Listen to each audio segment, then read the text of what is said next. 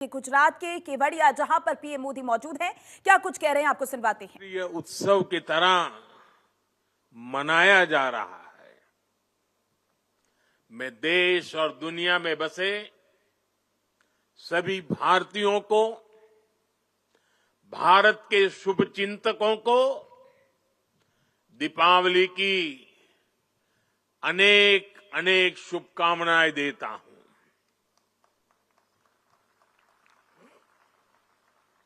साथियों, इस बार का एकता दिवस एक और वजह से भी विशेष है। आज से सरदार पटेल का 150वां जन्म जयंती वर्ष शुरू हो रहा है। आने वाले 2 वर्षों तक देश सरदार पटेल की 150वीं जन्म जयंती का उत्सव मनाएगा। ये भारत के प्रति उनके असाधारण योगदान के प्रति देशवासियों की कार्यांजलि है। 2 वर्ष का ये उत्सव एक भारत श्रेष्ठ भारत के हमारे संकल्प को मजबूत करेगा। ये अवसर हमें सीख देगा कि असंभव से दिखने वाले काम को भी संभव बनाया जा सकता है। जब भारत को आजादी मिली थी तो दुनिया में कुछ लोग थे जो भारत के बिखरने का आकलन कर रहे थे, और अभी हमने सरदार साहब की वाणी में उसका विस्तार से बयान सुना। उन लोगों को जरा भी उम्मीद नहीं थी कि सैकड़ों रियासतों को एकजुट करके फिर से एक भारत का निर्माण हो पाएगा। लेकिन सरदार साहब ने ये करके दिखाया। ये इसलिए संभव हुआ क्योंकि सरदार साहब व्यवहार में यथार्थवादी, संकल्प में सत्यवादी, कार्य में मानवतावादी और ध्येय में राष्ट्रवादी थे। साथियों, आज हमारे पास छत्रपति शिवाजी महाराज की प्रेरणा भी है। उन्होंने आक्रांताओं को खदेड़ने के लिए सबको एक किया। ये महाराष्ट्र का रायगढ़ किला आज भी साक्षात कहता है। छत्रपति शिवाजी महाराज ने रायगढ़ के किले से राष्ट्र के अलग अलग विचारों को एक उद्देश्य के लिए एकजुट किया था। आज यहां एकता नगर में हम रायगढ़ के उस ऐतिहासिक किले के उसकी छवि हमारे सामने प्रेरणा का प्रतीक बन के खड़ी है। रायगढ़ किला सामाजिक न्याय, देश और राष्ट्र प्रथम के संस्कारों की पवित्र भूमि रहा है। इसी पृष्ठभूमि में हम विकसित भारत के संकल्प की सिद्धि के लिए यहां एकजुट हुए हैं। साथियों, बीते 10 वर्ष तक भारत की एकता और अखंडता के लिए ये कालखंड अभूतपूर्व उपलब्धियों से भरा रहा है। आज सरकार हर मिशन में राष्ट्र प्रतिबद्ध दिखती है। इसका एक बड़ा उदाहरण है हमारा ये नगर। यहां स्टैच्यू ऑफ यूनिटी है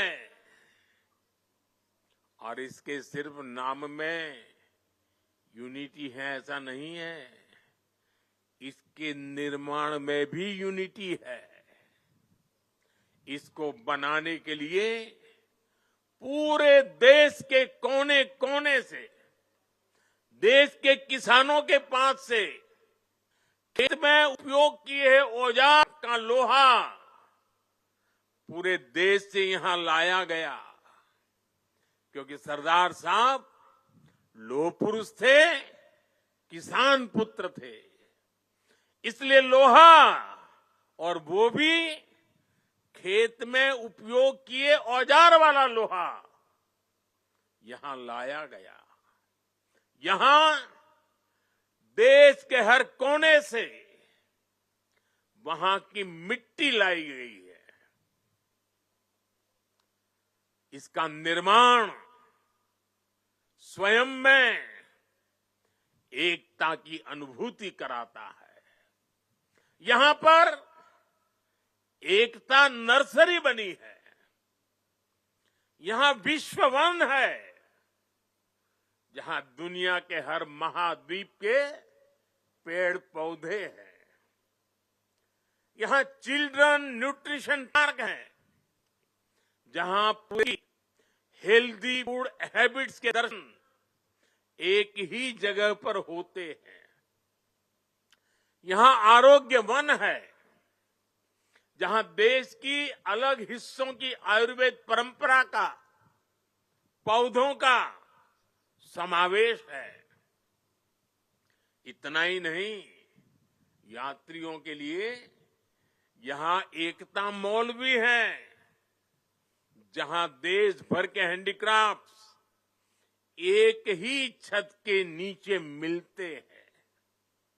और साथियों, ये एकता मॉल सिर्फ यहीं पर है ऐसा नहीं, हम देश के हर राज्य की राजधानी में एकता मॉल के निर्माण को प्रोत्साहन दें। एकता का यही संदेश हर वर्ष होने वाली एकता दौड़ से भी मजबूत होता है। साथियों, एक सच्चे भारतीय होने के नाते हम सभी का कर्तव्य है कि हम देश के हर प्रयास को सेलिब्रेट करें, उत्सव उमंग से भर दे। ऊर्जा, आत्मविश्वास, हर पल नए संकल्प, नई उम्मीद, नए उमंग, यही तो सेलिब्रेशन है। जब हम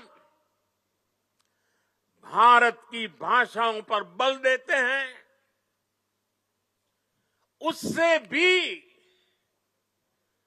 एकता की एक मजबूत कड़ी हमें जोड़ती है।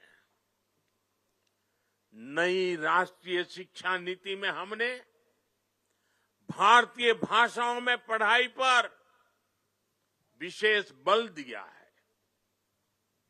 और आप सबको पता है, और देश ने गौरव भी अनुभव किया, दुनिया भर में उसे उत्सव के रूप में बनाया गया। वो कौन सा निर्णय था?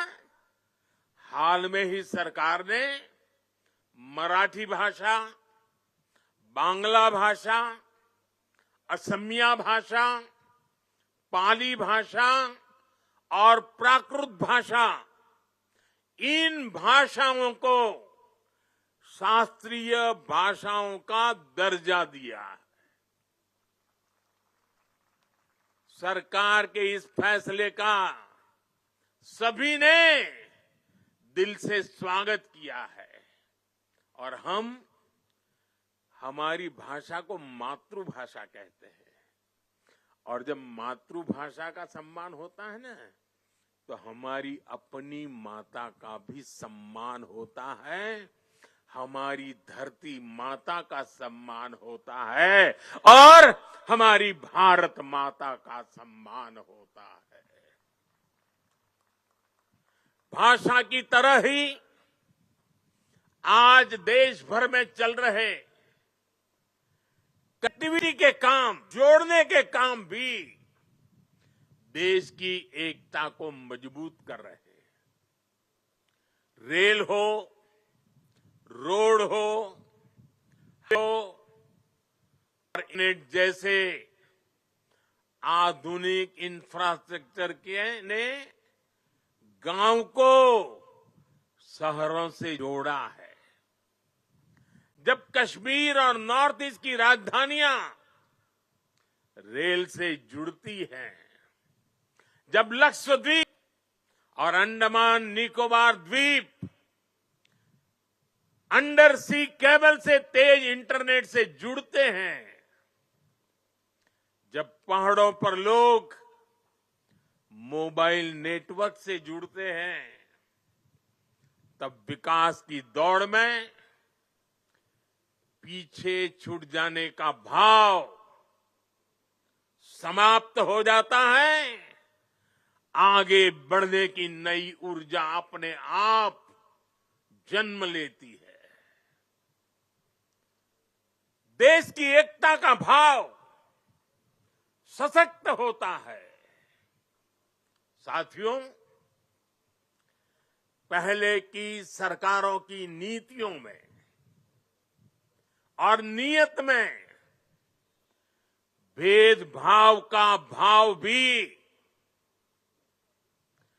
देश की एकता को कमजोर करता रहा है। बीते 10 वर्षों में देश में सुशासन के नए मॉडल ने भेदभाव की हर गुंजाइश समाप्त की है। हमने सबका साथ, सबके विकास का रास्ता चुना है।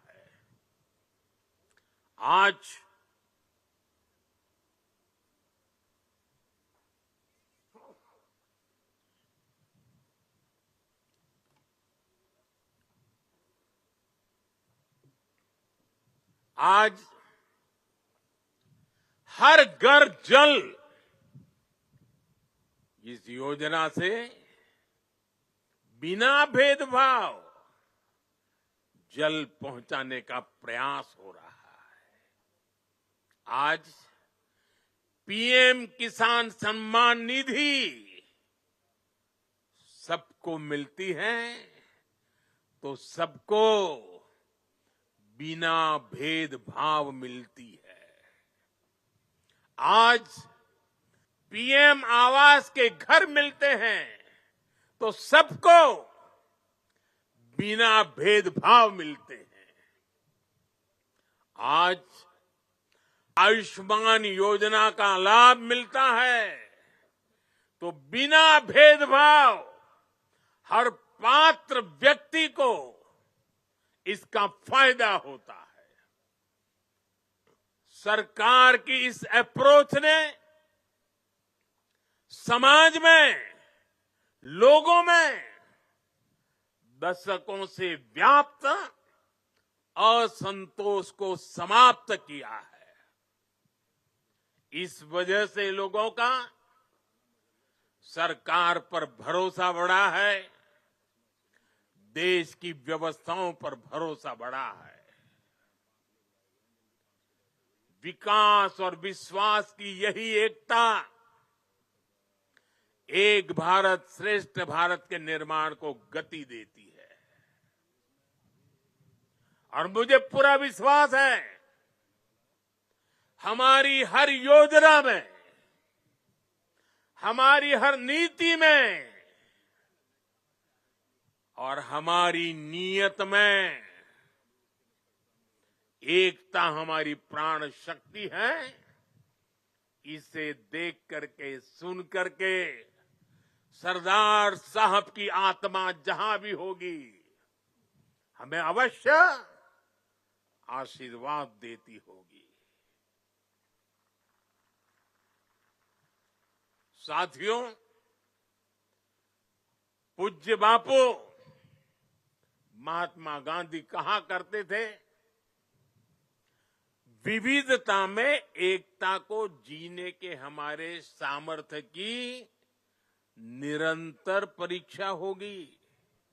गांधी जी ने कहा था और आगे कहा था, इस परीक्षा को हमें पास करते रहना है।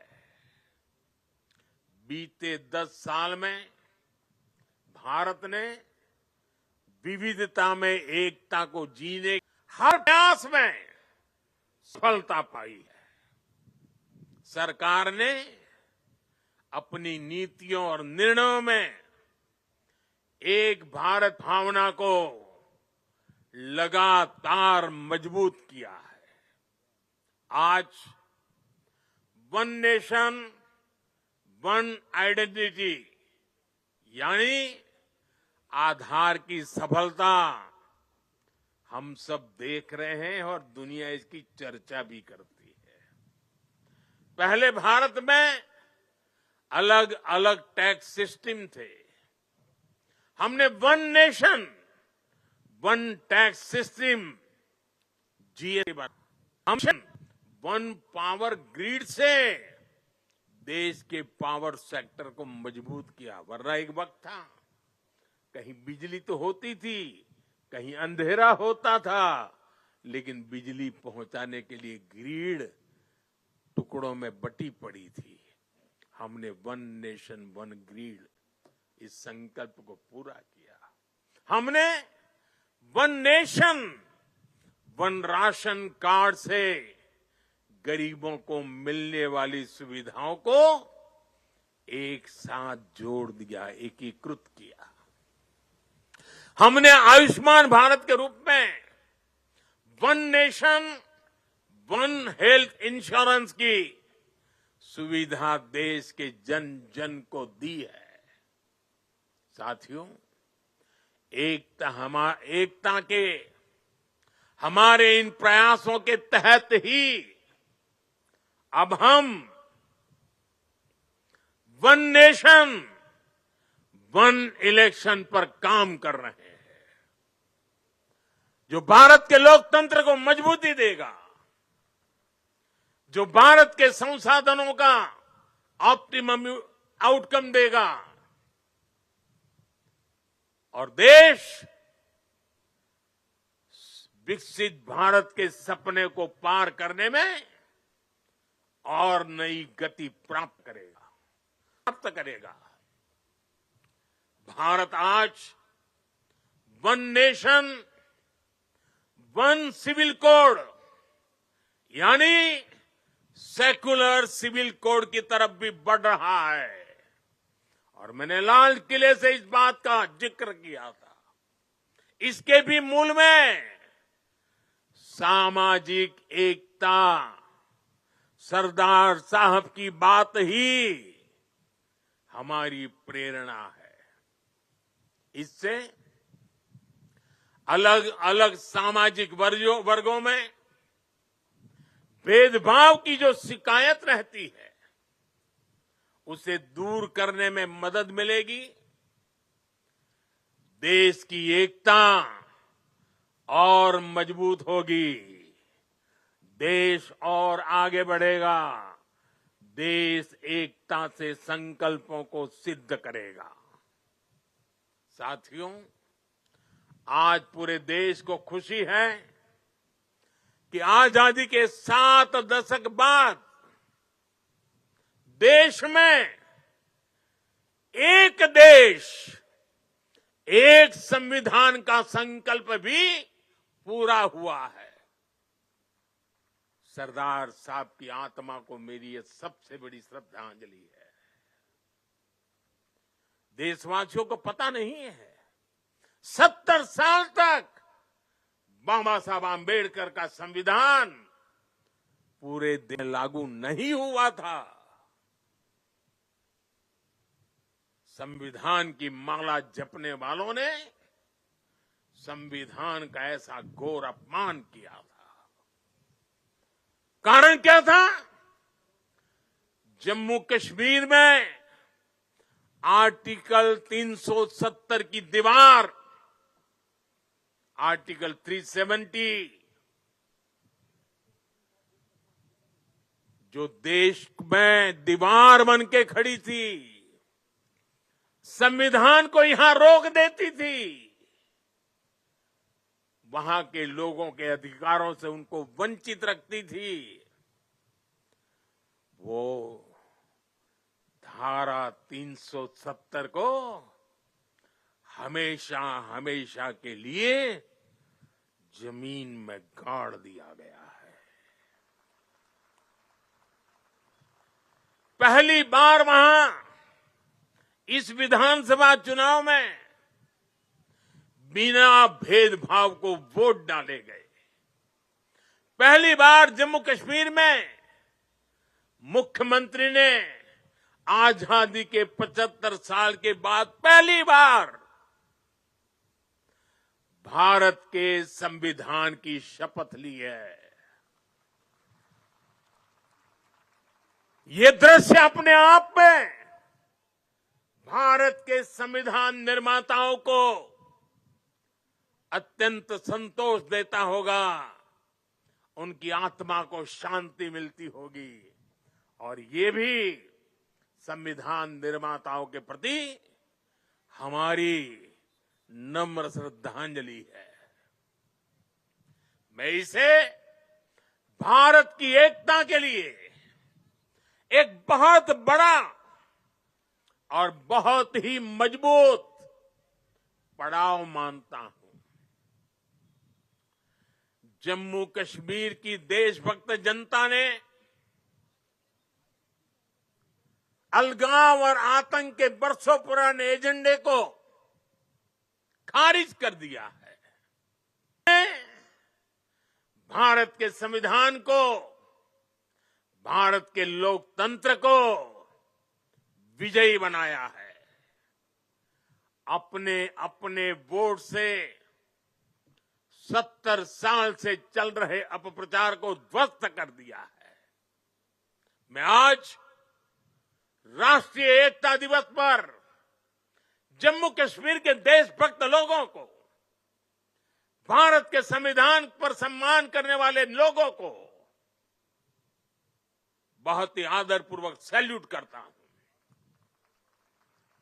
साथियों, बीते 10 साल में भारत ने ऐसे अनेक मुद्दों का समाधान किया है जो राष्ट्रीय एकता के लिए खतरा थे। आज आतंकियों के आकाओं को पता है कि भारत को नुकसान पहुंचाया तो भारत उन्हें छोड़ेगा नहीं। आप नॉर्थ ईस्ट में देखिए कितने बड़े संकट थे। हमने संवाद से, विकास और विश्वास से अलगाव की आग को शांत किया। बोडो समझौते ने असम में 50 सालों का विवाद खत्म किया है। ब्रू रियांग एग्रीमेंट, इसके कारण हजारों विस्थापित लोग अनेक दशकों के बाद अपने घर लौटे हैं। National liberation front of Tripura से हुए समझौते ने लंबे समय से चल रही अशांति खत्म की है। असम और मेघालय के बीच के सीमा विवाद को काफी हद तक हम सुलझा चुके हैं। साथियों, जब 21वीं सदी का इतिहास लिखा जाएगा तो उसमें एक स्वर्णिम अध्याय होगा कि कैसे भारत ने दूसरे और तीसरे दशक में नक्सलवाद जैसी भयानक बीमारी को जड़ से उखाड़ दिखाया, उखाड़ करके फेंका। आप याद करिए वो समय जब नेपाल के पशुपति से भारत के तिरुपति तक रेल कॉरिडोर बन चुका था। जिस जनजातीय समाज ने भगवान बिरसा मुंडा जैसे देशभक्त दिए, जिन्होंने हमारे सीमित संसाधनों के बावजूद भी देश के हर कोने में मेरे आदिवासी भाई बहनों ने आजादी के लिए अंग्रेजों से मुकाबला किया, ऐसे जनजातीय समाज में सोची समझी साजिश के तहत नक्सलवाद के बीज बो गए, नक्सलवाद की आग भड़काई गई।